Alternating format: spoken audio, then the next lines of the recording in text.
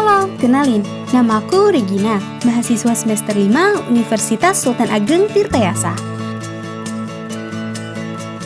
Akhir-akhir ini aku prihatin dengan apa yang terjadi di Indonesia. Halo? Halo? Gin, coba dilihat berita. Ada pejabat lagi tahu yang ketangkap KPK. Hah?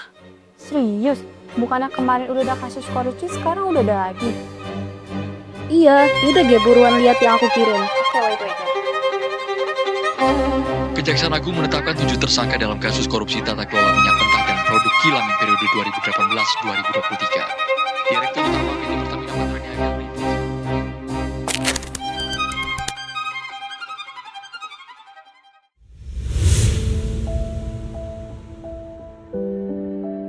Aku heran, kenapa sih korupsi di Indonesia nggak pernah selesai? Hampir tiap minggu pasti ada aja pejabat yang tersandung korupsi. Mereka nggak lihat apa ya rakyatnya pada kesusahan? Oh Iman, Ya. kapan kita kerja kelompok? Emang kita sekelompok, oke? Kita sekelompok kan? Iya, sorry, Bet. Ibu gue nelpon. Ya. Halo, Nak. Halo, Ibu, kenapa? Kemarin kamu minta duit ya buat beli buku. Iya, Bu. Itu beneran 500.000 harga bukunya. Iya, Bu, benar 500.000 harga bukunya. Oh, ya udah kalau bener 500.000 besok Ibu transfer ya. Ditunggu aja, Nak. Oke, Bu. Terima kasih ya, Bu. Assalamualaikum. Itu lo minta duit yang disuruh sama Kak Nurdin itu? Iya. Loh, bukan harga bukunya 200 ya? Kok lu? Oke, nggak pernah aja. Win, kalau mau kerja kelompok nanti kabarin gue ya. Oke? Kasihan dulu ya. Oke. Ji, katanya lu ketua UKM band ya? Iya man, kenapa tuh? Katanya masuk UKM band susah ya? Iya, peminatnya banyak soalnya. Terus rada ketat juga. Emangnya lu mau masuk? Mau sih. Kebetulan kan lu ketua nih. Bisa kali masukin gua. Nanti ada lah itunya. Ada apanya tuh? Gimana kalau gua bayarin kosan lu selama 1 bulan? Oke, deal. Oke, deal. Siap. Suncai.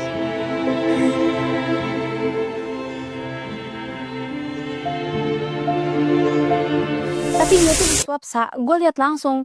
Itu termasuk tindakan korupsi nggak sih? Cuma ya beda di ranah kampus aja.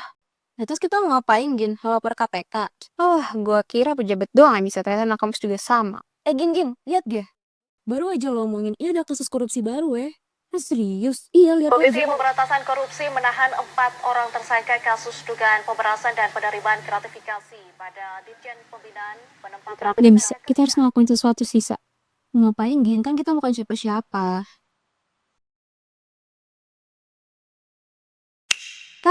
Gue ada ide.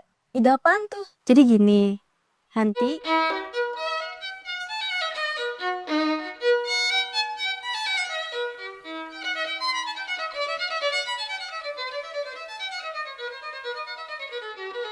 Kami meminta bantuan dosen untuk merealisasikan ide kami.